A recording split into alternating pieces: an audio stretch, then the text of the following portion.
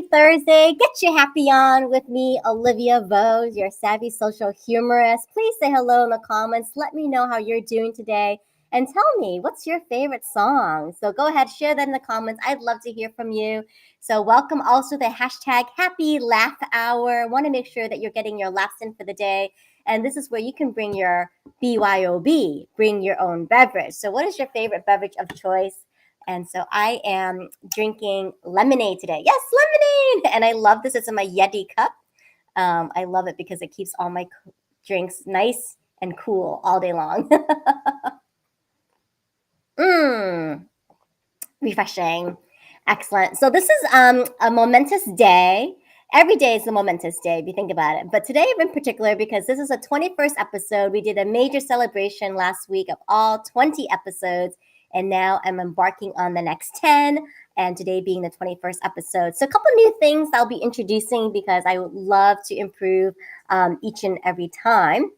And so in honor of today's guest, I'm super excited to bring her on. Her name is Amy Standridge, and I've gotten to know her recently through a Humor Academy, through AATH, and recently we were in a LinkedIn class together. So I'm so excited to get to know her and be part of her career and journey development, business development. And so our cartoon of the day is in honor of our topic about music therapy. So let me go ahead and share this on the screen. So this is something new I'll be doing each episode is I'll share a cartoon of the day. And this is all courtesy of humorpoint.com. So here we go.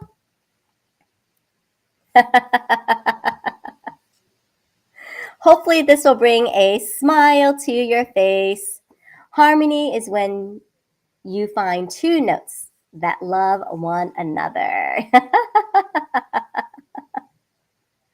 So I enjoyed this cartoon. I hope you do as well. And growing up, I used to always read the Sunday papers with my father. And he would, reserve the Sunday comics for me. And I always read them back and front to back. And the Family Circus was one of my favorites. I always loved these types of cartoons. So there you have it. That's our cartoon of the day. Excellent. And so now I'd love to please welcome Amy Standridge, who is going to be our guest of today. So here we go. Welcome, Amy. Ta-da! There she is. So a little bit about Amy. Amy is a board-certified music therapist, and she has experience working with clients of all different ages, levels, and abilities. She specializes actually in music therapy with individuals who have Alzheimer's and other related dementia, Parkinson's disease, and other neurodegenerative diseases, as well as their care partners and caregivers. And so it's a really holistic practice. I like how she involves community and families, caregivers, care partners together. And so she also is the co-founder of the Grace Notes Community Choir for people living with memory loss and their care partners too. So welcome, Amy, all the way from San Antonio. Welcome. Thank you. You did a good job of saying music therapist instead of musical. Good job. Well, I remember it early on when we first met. I think I had mentioned musical therapy, and you made a very clear distinction. There is a distinction between music therapy and musical therapy. Would you like to share with everyone what the distinction is?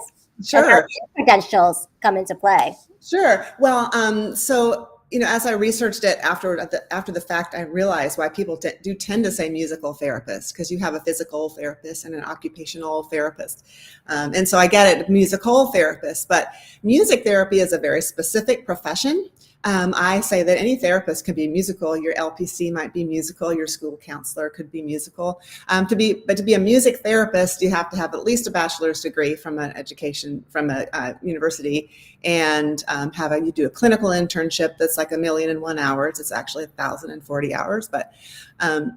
And then a board certification exam, and every 5 years we keep up our credits by continuing education and so forth. And so music therapy has been around since 1950. It's the early 50s when it was found that veterans who had access to music in the hospital, World War II veterans, got out faster. Their recovery was quicker and better. And so they said, there's something to this. Let's make this a thing. So it's a thing.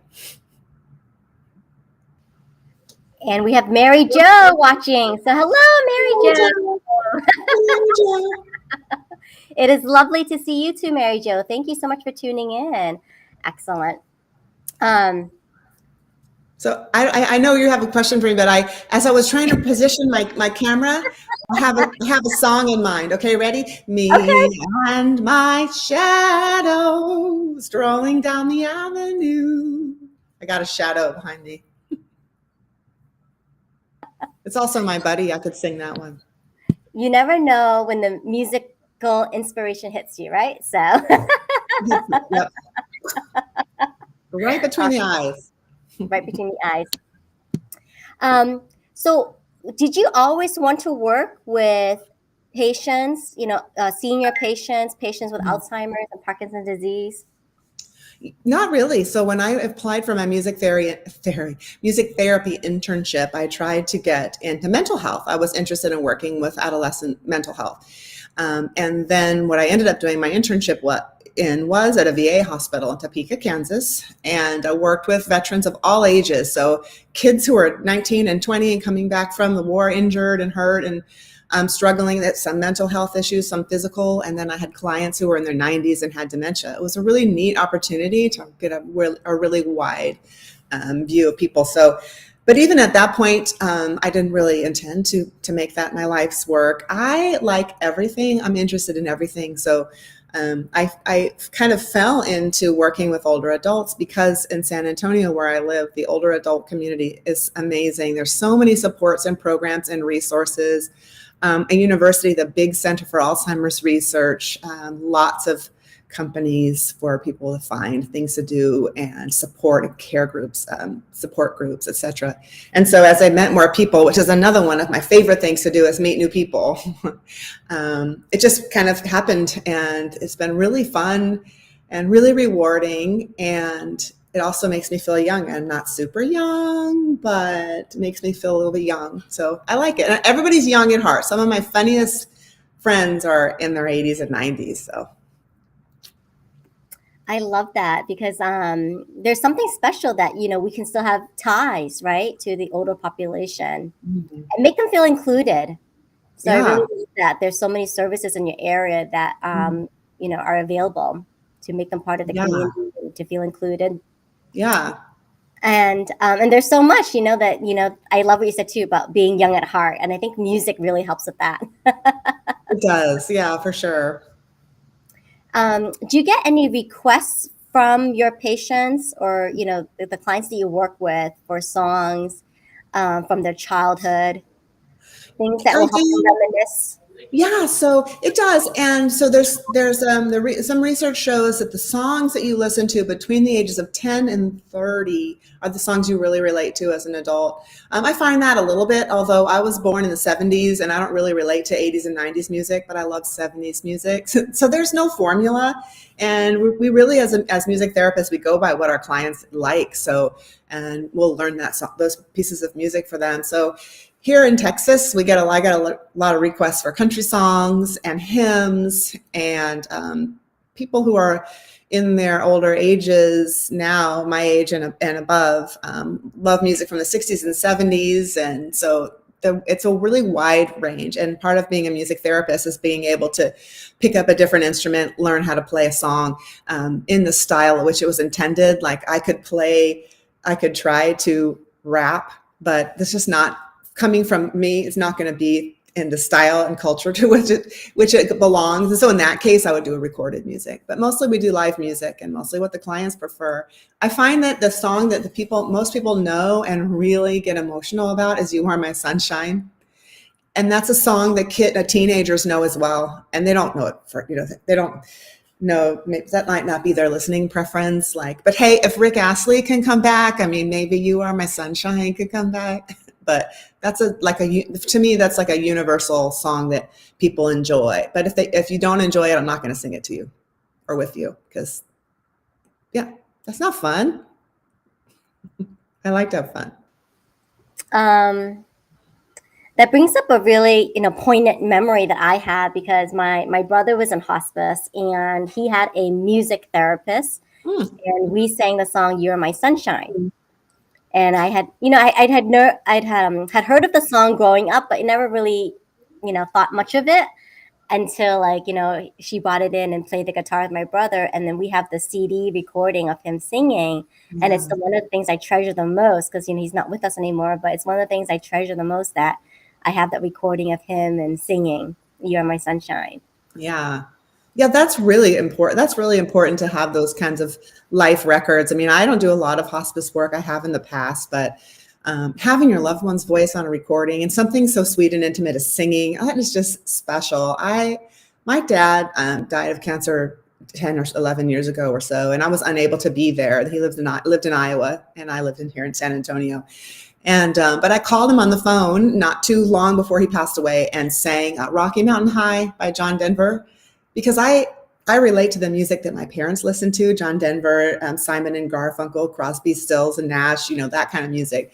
And so I called over the phone and I sang, Rocky Mountain High, one of his favorite songs. I couldn't see him, but I know he could hear me, and that brought me peace. And I think that also brought him peace. So yeah, singing is a really, really intimate way of expression. Like when you have an instrument, you not hide behind, but if you have an instrument in front of you, you have a barrier between you and your person you're working with or singing with.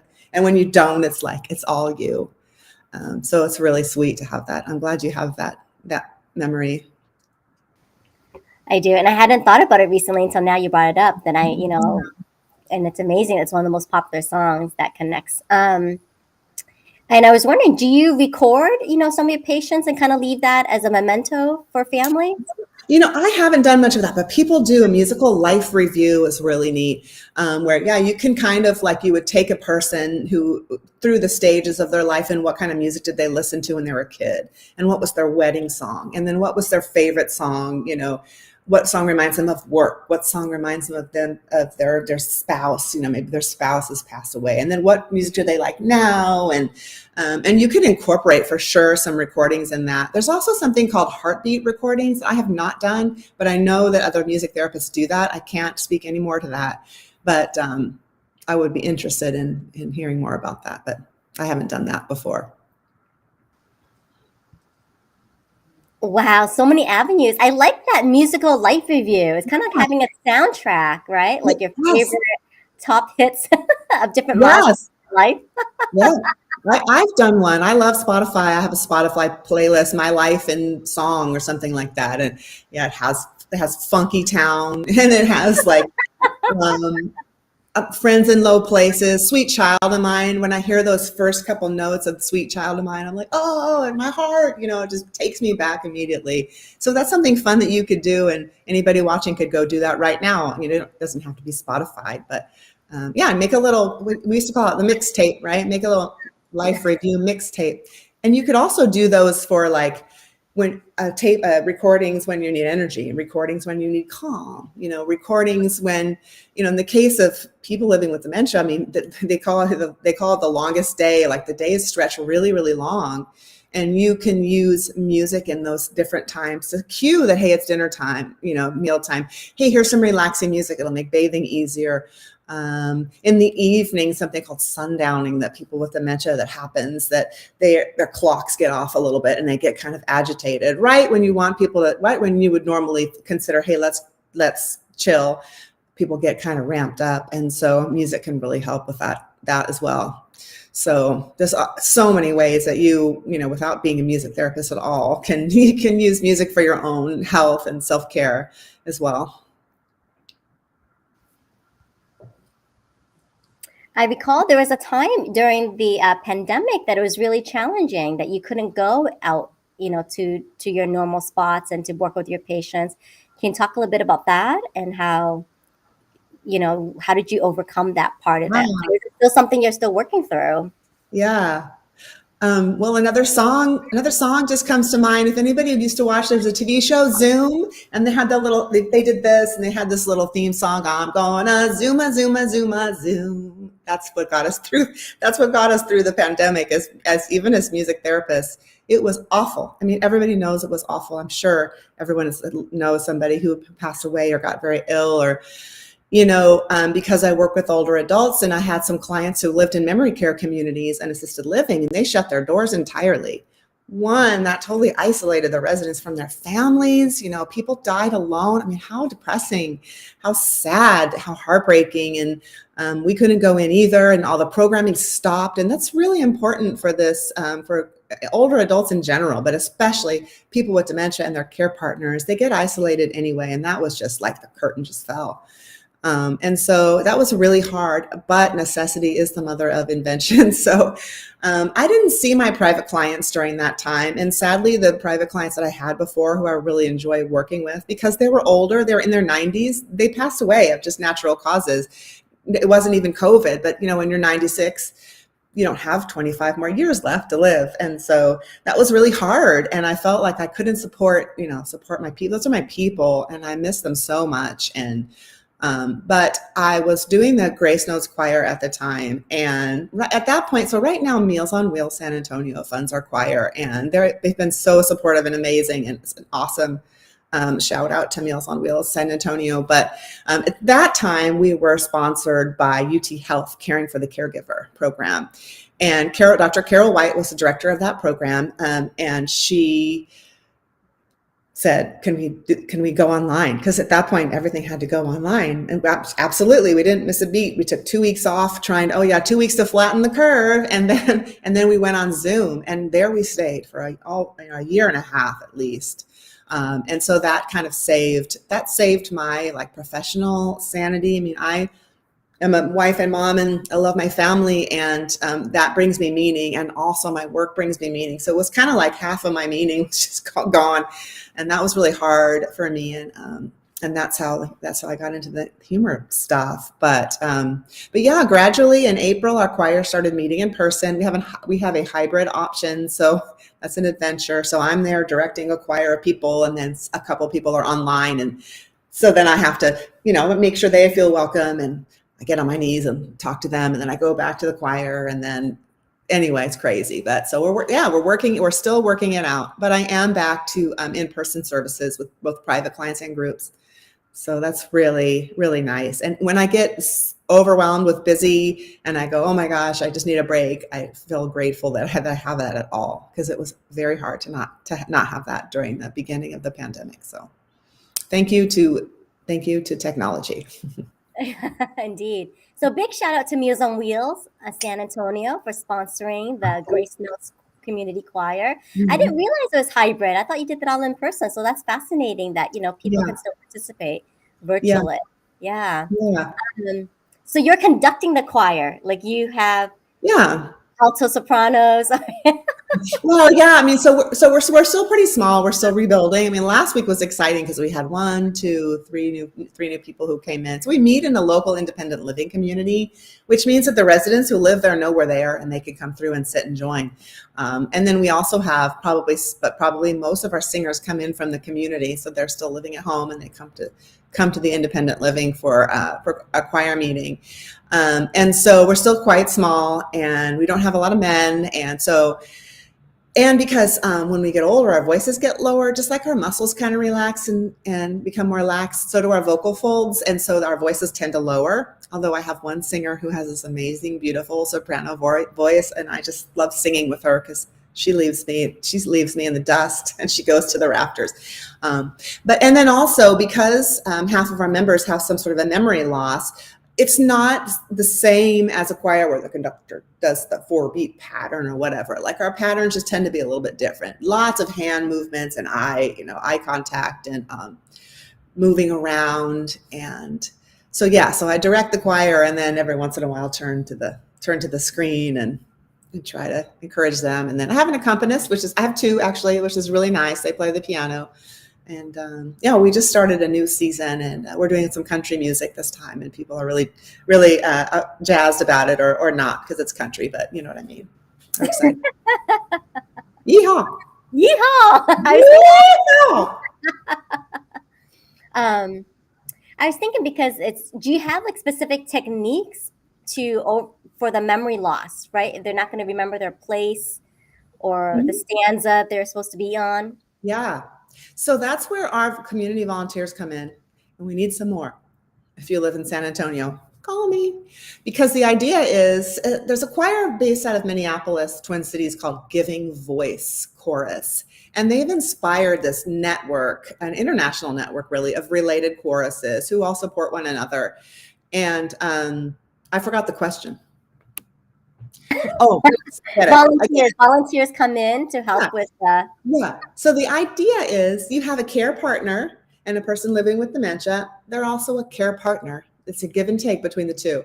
And so you have your care partner and you have your person with dementia, care partner too.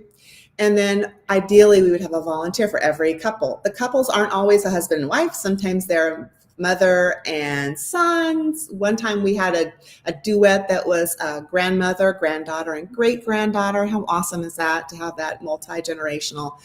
So the idea is then each pair, each group would have a volunteer who could help do those things. So the benefit of that is when you are caring for somebody with dementia, it can be obviously very stressful. And this is a great opportunity for a couple to come and do something valuable and fun, and it doesn't require a doctor's appointment. And maybe the care partner wants to sit with the soprano section and with their friends, and maybe their loved one with dementia wants to sit with the guys, and having the volunteers will help them do that, and will give the care partner a break and give the person with dementia an increased community. Last week we had a member come, a former member who comes here and there and supports us all the time. And he sat next to one of my regular singers, and he helped him find where he was in the book. I make it large print. I had a singer last week who was quite visually impaired, so now I'm gonna have to make her a new book. So this isn't really music therapy. It's more of a community music therapy, because to be music therapy, you're really addressing individual goals and objectives. And as a choir, we're just wanting to sing and make merry. So it's a little bit of a different model, but having the volunteers there, well, as a music therapist, we do have to adapt materials and make sure you don't have to flip pages back and forth, because then you get lost, and simplify some things. And this nice thing about music is it's so layered that there's something for everyone. So like, for example, I still do music therapy groups, but I'm thinking of one in particular where I went, and it was a big group, and it was a memory care. And some people were non-ambulatory and they were in wheelchairs and they were silent. Some people were asleep, and other people were really engaged and wanted to be involved. And other people were still really cognitive and wanting to input information and share memories. But since music is so layered and interesting, that there was something for everybody. So it's kind of the same thing in the choir. We try to do a lot of familiar music because it just feels good to just know it. But we do new music too, because it also feels good to be like, hey, I can learn new things. Even if I have dementia, I'm not done. We're still here. I can learn new things. So super fun. Super fun. It sounds like it. So yes, so this is Amy's call for volunteers. If you're in the San Antonio area, we need more volunteers for Great Snows Community Choir. So please get in touch with her. It sounds like just a remarkable thing that you're doing to bring people together, and that they can still learn new things. Yeah. They can still learn new things. And I've also heard you say that, it doesn't have to be perfect, because singing, the music is all about the connection. Yeah, for sure. We're so used to recorded music now, and recorded music has mostly been doctored and in the studio. And so it's pretty perfect. You're not going to hear a song on the radio that's not, produced to the nines and stuff. But when you're singing, you're going to make errors. Even the best singer, I'm not the best singer, but I can carry a tune. But it's not about being the best singer. It's about being a confident singer. I love to share that, because there's some really easy things that you can learn about that makes you a better singer. And statistically, a very, very small percentage of the population is actually tone deaf. People say, oh, well, I'm tone deaf. No, you're not. Because when we're hearing in people's voice inflections, those are tones. When you listen to a song, oh, I love that song by ABBA, those are tones, Hardly anybody is tone deaf. There are people, but there are a lot of people who aren't confident singers. And you know why? Because they don't sing a lot. Even though I'm not a great singer, I sing a lot. And so I just break out in song whenever.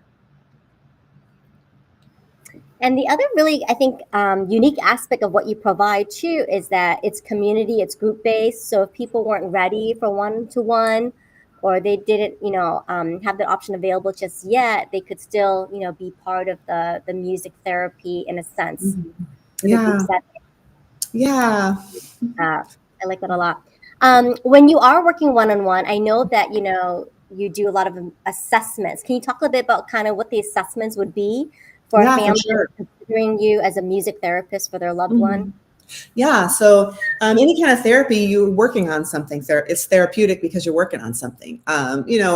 So a physical therapist works on physical functioning. So does a music therapist in some cases. An occupational therapist works on activities of daily living and how are you going to continue to be functional when you need to be able to reach something in your cabinet, and they make that really fun.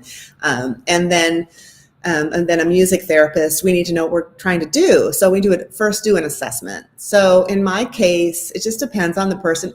We say this about every single, label. One person with dementia, you've known one person. That's absolutely true. So you just don't know what you're going to get when you go in. So I'll go in armed with a variety of music that I can sing, a playlist from my Spotify that I could play if it needs to be recorded music, some instruments.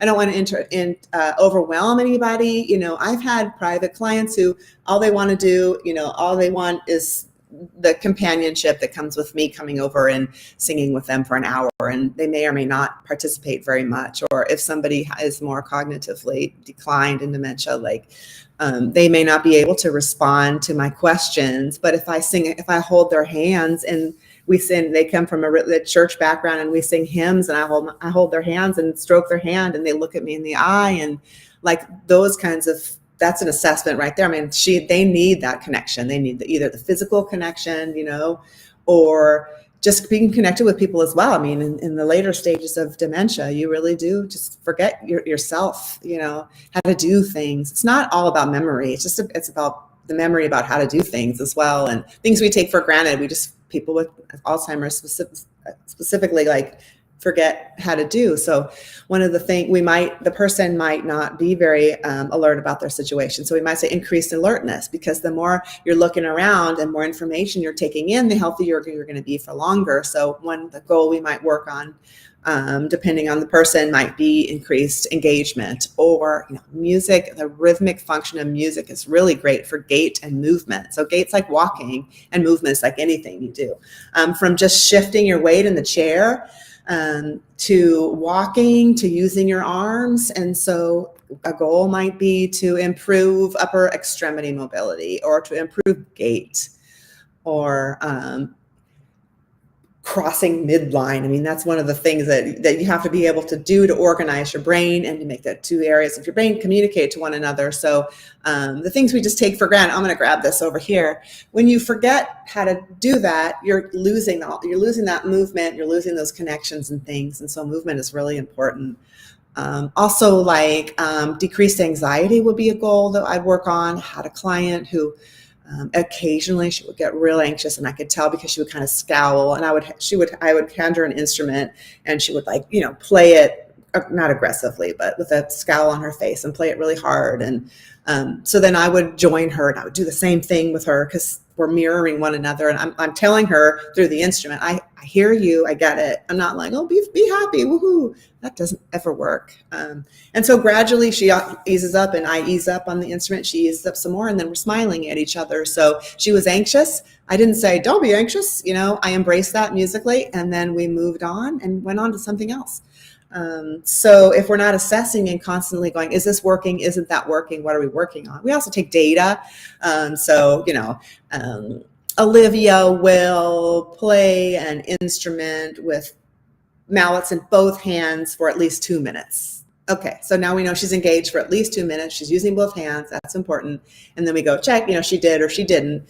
If she did, and so dementia is a little bit different, because people with Alzheimer's and related dementias aren't going to get better. I mean, you can make little improvements, but your goal isn't to restore, life, or they're not going to get better. They're going to still have dementia. So a goal that you would work on with somebody who has Parkinson's disease, and you're working on gait or stroke, and they're relearning to speak, Gabby Giffords at Tier Memorial Hermann in Houston. Houston has the medical center there has an amazing music therapy program. We're working on it here in San Antonio, but Houston is is the model, I think, for that. But yeah, so we're constantly assessing, so we know what we're doing. We're professional care providers, and so we need to make sure that we're doing what we can to help. Wow, I didn't realize how intricate that would be. Here I am thinking that music therapy is, helping with memory and bonding, relationship for sure. But I didn't realize all those things about just kind of help maybe reintegrate, right? Like learning those things, like the crossing the midline and practicing gait and movement. Yeah. Wow, there's a lot that we take for granted when we don't. Yeah. And another way to do it, I mean, just observe. I'm just observing somebody. So the client that I was talking about with the drum, like I noticed that every time I put a music book in front of her or something, she would always look at it. And she'd look at the words, and I thought. So I asked her husband, "Hey, did she used to like to read, or was she a teacher?" Yes, I'm like, okay. So I wear a name tag normally. I don't have it. And she didn't speak very much. She wasn't able to say, "Hey, I'm hungry. Let's go get something to eat." She could say words now and again. But she looked at my name tag and she said, "Oak song." She read it. I'm like, what? And I was amazed, those kind of skills that you wouldn't expect to think. Like, did the music do that? I don't know.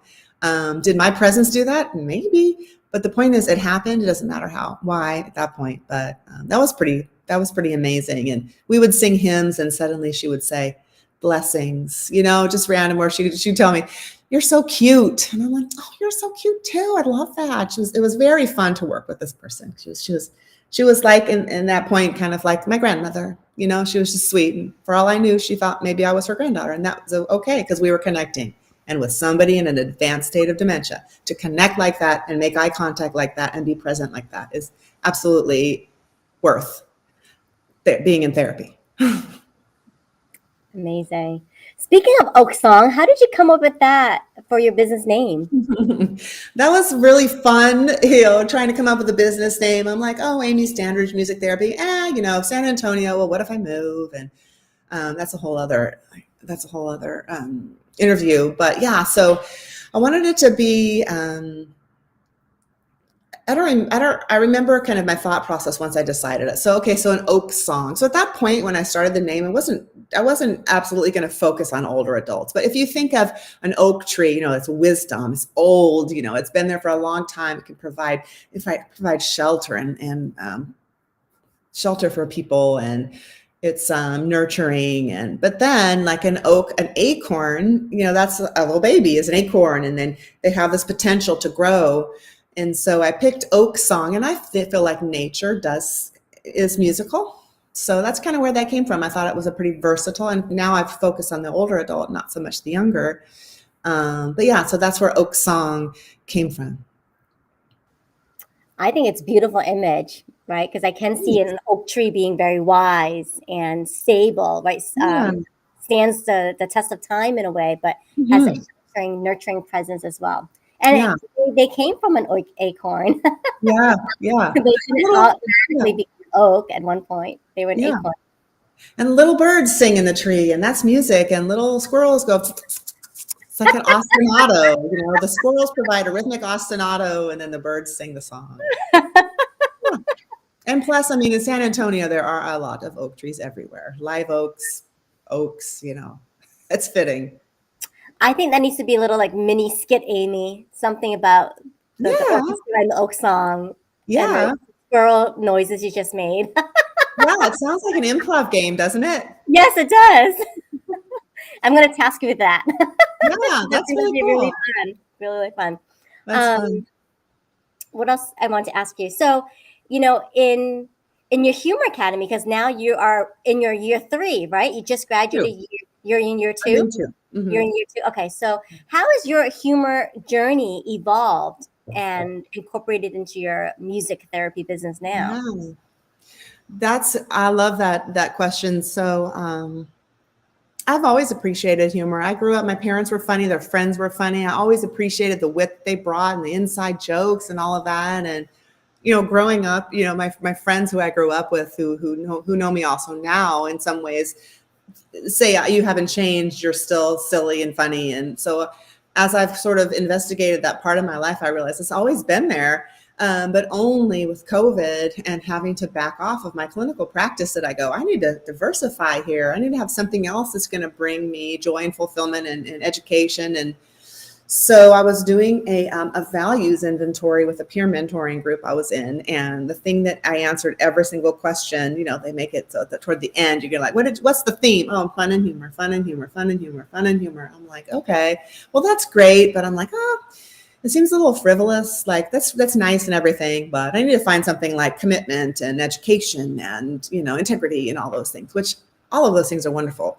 But my peers encouraged me to really investigate that because they said, we see that. And that's something that is one of your values. Yeah. To make things light and find fun and funny, even in times of darkness and stress. Like joking around is the way that I have dealt with stress forever. So I thought, okay, I'm going to research this. So what I did was I went online and I found Comedy Cures with Saran Rothberg. And they were hosting just that week a laughter summit. And I'm like, a laughter summit? That sounds awesome. So I'm going to do it. So I joined the laughter summit. I don't think it was Ron Burke. I think it was Lee Burke, but one of the Burkes, these great humor researchers came and spoke. And I was like, wow, that's awesome. And on the last day, Karen Buxman spoke, and maybe it wasn't Linda Seaman. I don't know, some other people from AATH. And I was like, Paul Osencup was there. And I was like, what is this AATH? So the Association for Applied and Therapeutic Humor, for those who don't know, it's this mystical, magical place, anyway. So they were talking about joining AATH, and there was a conference coming up. I'm like, okay, I have nothing else to do and I don't have any clients. And so I went to that. I don't know, like in one day I joined AATH, and like several hours later I registered for the conference, and like 2 hours after that I talked to Mary Kay Morrison, and then I was in the Humor Academy. I'm like, okay, so that's how I came to the Humor Academy though. So that was that online conference we had in 2020. Was it 2020? I think it may be 2021. I'm not sure, but when we weren't meeting in person. And Humor Academy started right away. And I love it because I love the people. I love people in general. The people in AATH and Humor Academy are really great. Obviously, that's how I know you, and Mary Jo, and great people. And I love learning new things, and I love brain research, and I want to know why. Like that's one of the things I love about music therapy, because there's so many things that music can do, and I'm interested in how music affects the brain. And then what I started learning when I was reading about laughter and humor and wit and mirth, how that affects the brain, very similar to how music does. And I thought, if you could pair those two, wow. So that's why I'm so excited about the Humor Academy. And so it's been really fun. That's kind of how I came to that. And one of the things before COVID hit on Friday afternoons after choir, I would just leave just feeling like $1 million, like totally actualized, like this is it. And part of the reason why it was so fun was because we laughed a lot. 2 guys in the back seat, 2 guys named Charlie, and they would clown around. One was 91 and one was 92, and they were lifelong friends. They were the funniest guys. And we always laughed so hard and had so much fun singing. And I would always leave going, I feel like, not to be morbid, but like I could die right now and I would be like, I'm happy, because it was just so fun. And then COVID hit, knocked that out. So to find the humor part again, and COVID wasn't funny, but sometimes humor isn't hilarious, sometimes it's poignant, right? This is hard, and here I'm going to make it funny, and it still hurts, but it's a little bit of a reframe.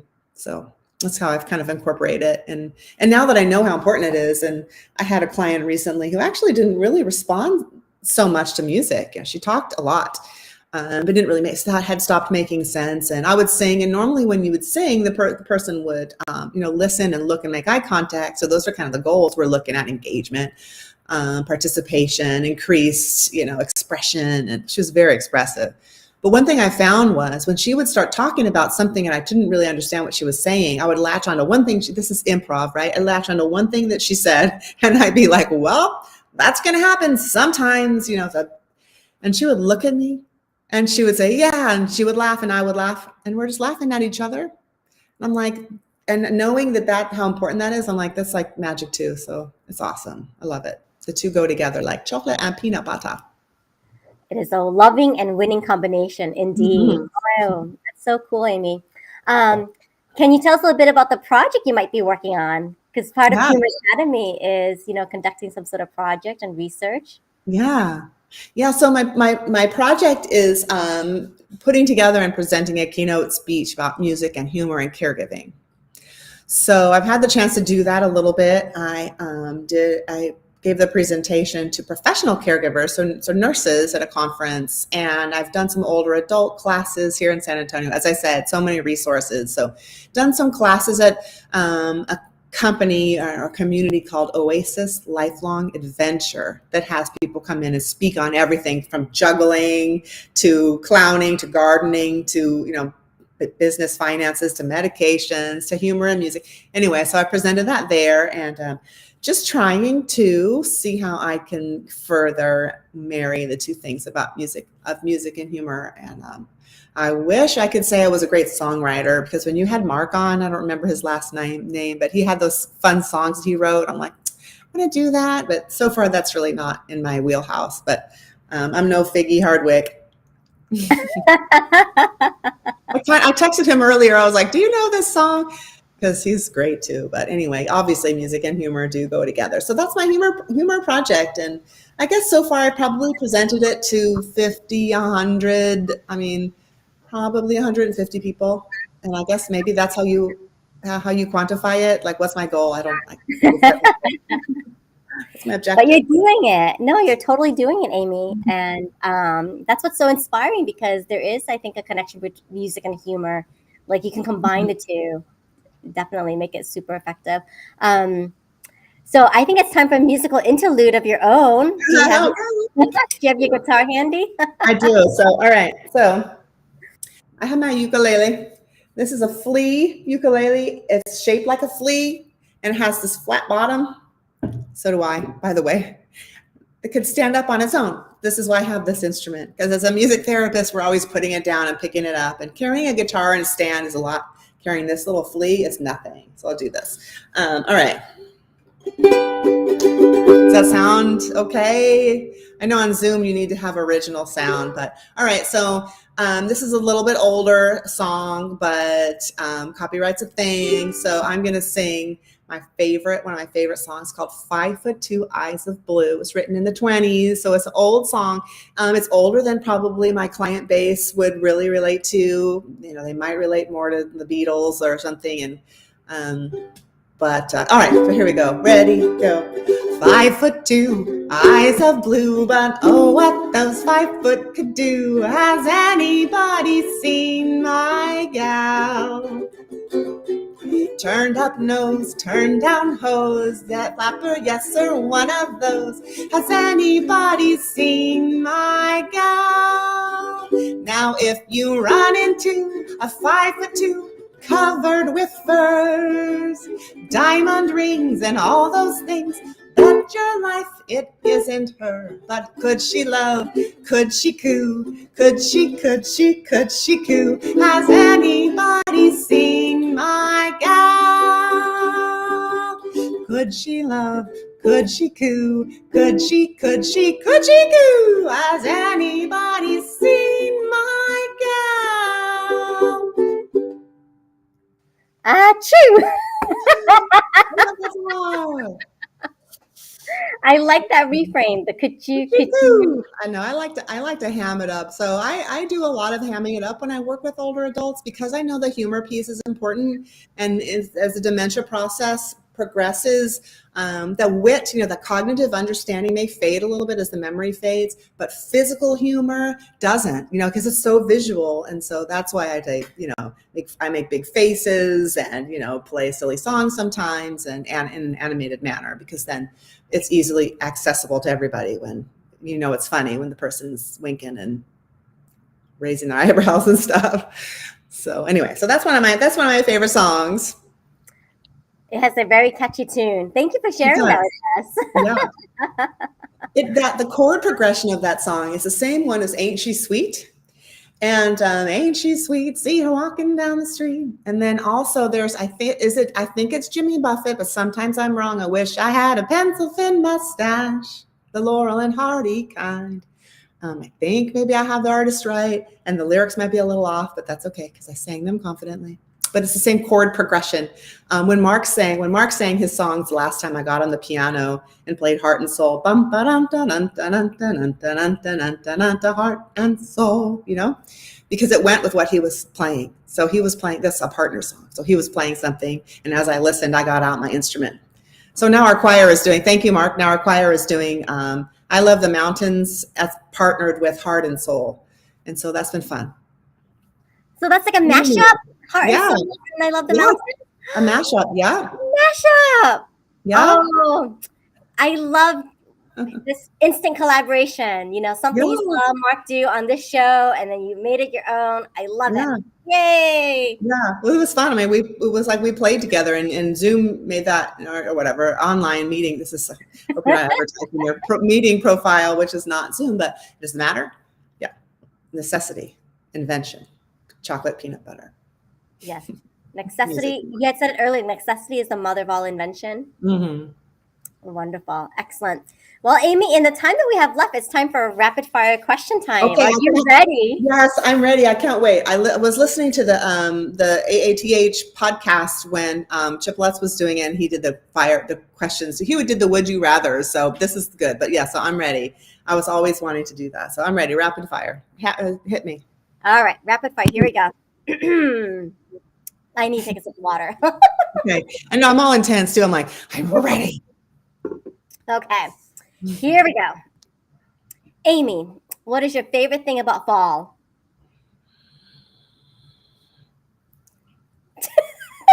This is Texas. There is no fall. Texas, there is no fall. There is no fall. So leaves, autumn leaves.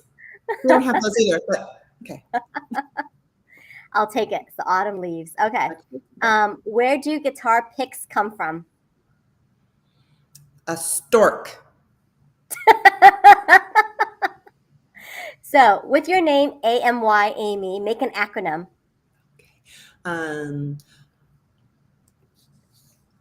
Awesome, melodious, and youthful.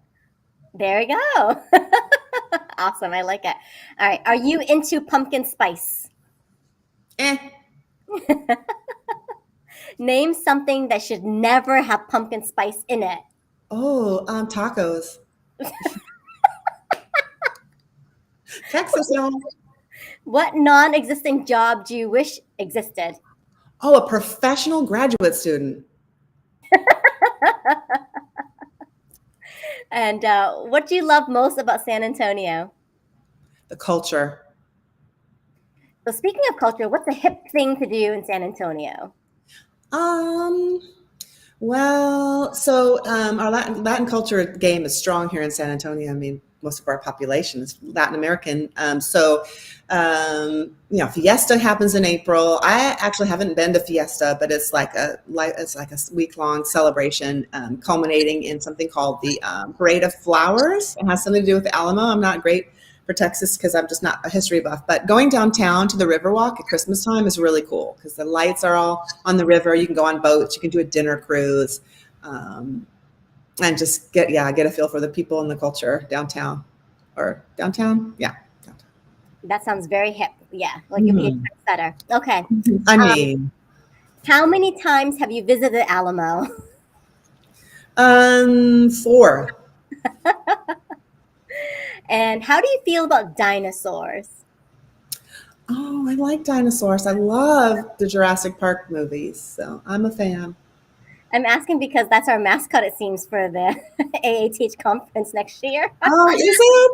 They put dinosaurs everywhere. That's so funny. I was like, Paul Osenkup this morning posted something, and he was giving a talk, and he was making a face, and I'm like, you look like a dinosaur, whatever. Which dinosaur are you? And he named one, and then I said, oh, I get it, but this is what I was thinking. He was like, no, that's what I was thinking. So anyway, so dinosaurs are big. They're big. I mean, not physically, but metaphorically. They are big physically, but I don't think they exist anymore. They're making a comeback. I see them every day. Maybe. Name 2 dinosaurs that you know of. Velociraptor and Brachiosaurus. Oh, I don't even know to start spelling that. You didn't ask me to spell it. You just said to name it. So describe a mud pie.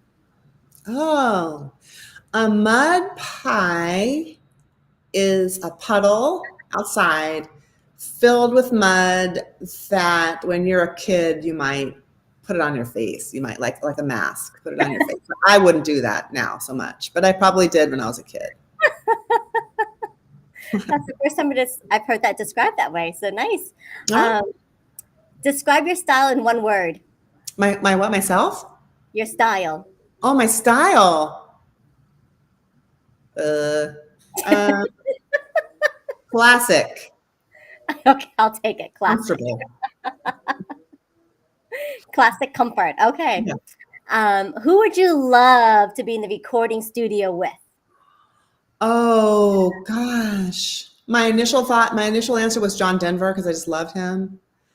But I also love, I don't know. I like Yanni. I love his piano music. I don't know. Figgy Hardwick. Okay. I'm putting it out there. Yanni and Figgy Hardwick. Yeah, John Denver's out. I love John Denver. Yeah, I'll have to think about that too. So I'm teaching music appreciation right now at a local university, and the students bring me their favorite music, and so my musical tastes and appreciation, as I'm teaching the class, I'm also learning to appreciate different styles of music that I might not have listened to. And then I get to share my favorites with them, so it's fun. I can imagine like the generational differences. Yeah, I know it is. It's crazy, but some of them do like Queen and the Beatles, and so okay. So I'm going to change my answer. So I love ELO, and the name of the guy is Jeff Lynne, and so that would be I guess maybe that would be my answer because I think he is so talented, and also I think he's really funny, like his lyrics and his music. I always makes me smile and laugh, and so that's my answer. I'm to change Jeff Lynne from ELO. If you're out there, Jeff. Yes. Mr. Lynn. Call Amy. Maybe. Call me maybe. Excellent. So what is the title of your music album with Jeff Lynne? Oh gosh.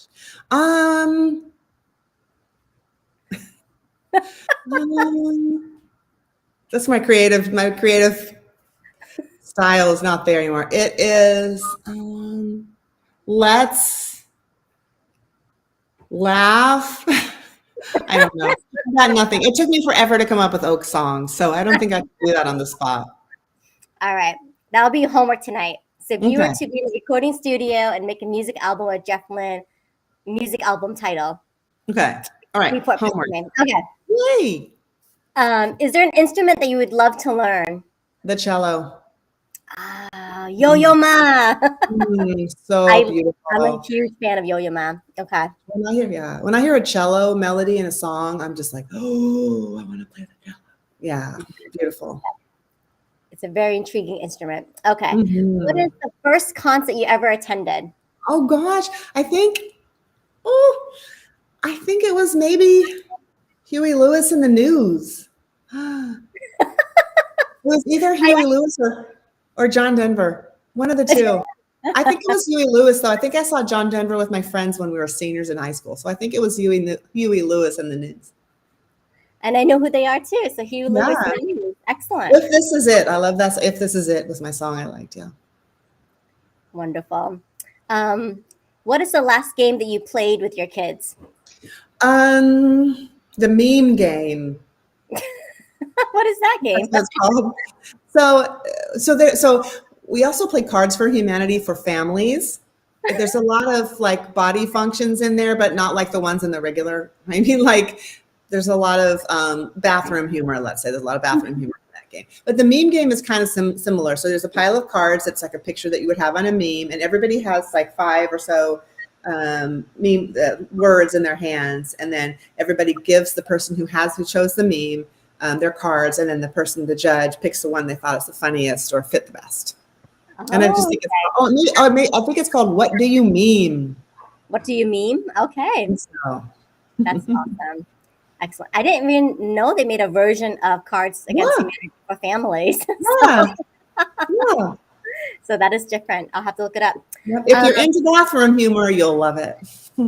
Got it. Now, do you have a nickname for your kids?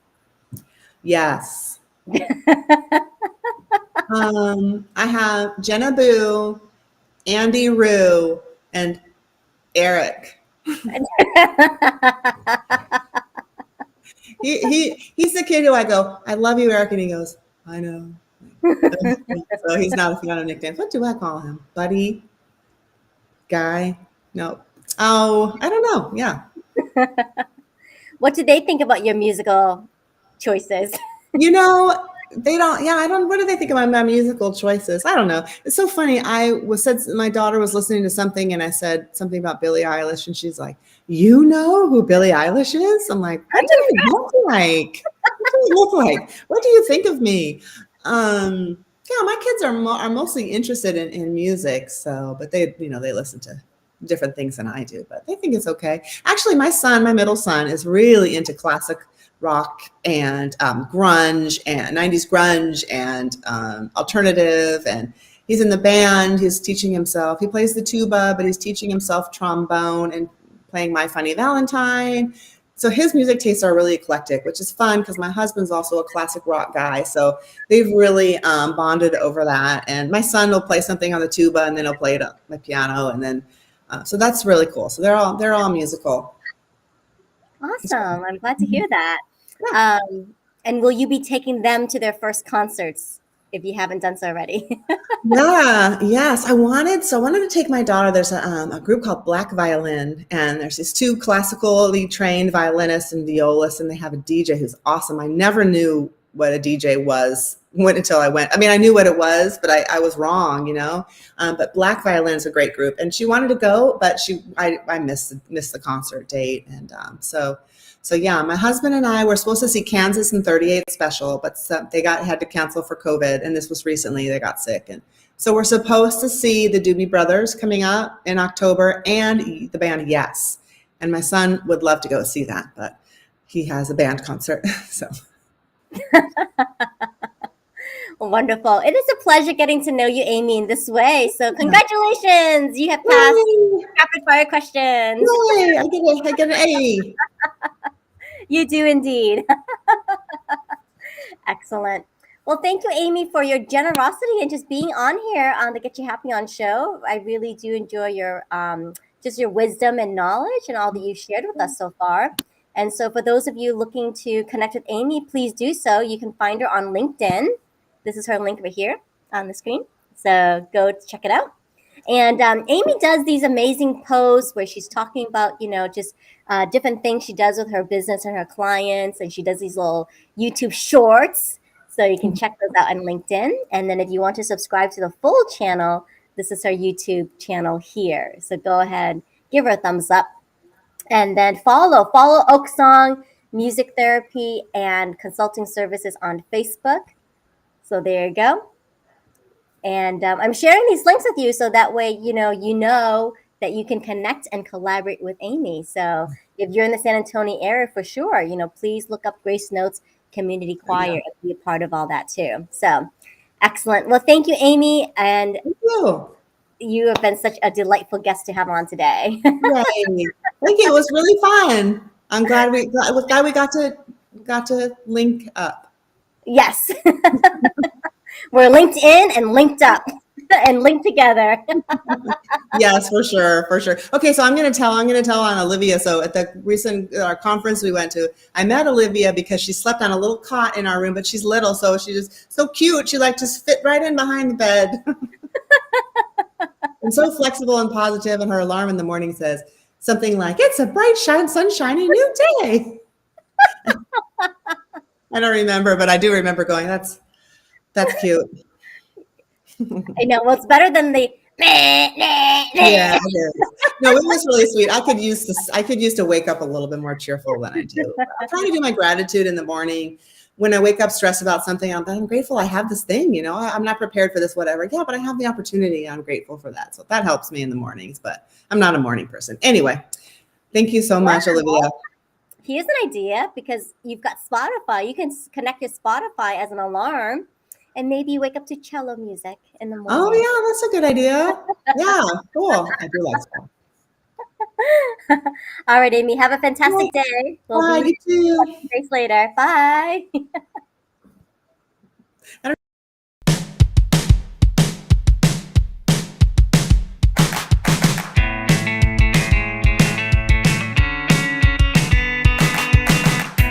Thank you so much for watching Get Your Happy On. Have you enjoyed today's episode? I invite you to comment. So please share with us your thoughts and ideas in the comments. We'll be checking and would love to reply back to you. Please also connect. Connect with each of our amazing special guests and connect with each other here in the comments as well. This is a great way to network and to make new friends.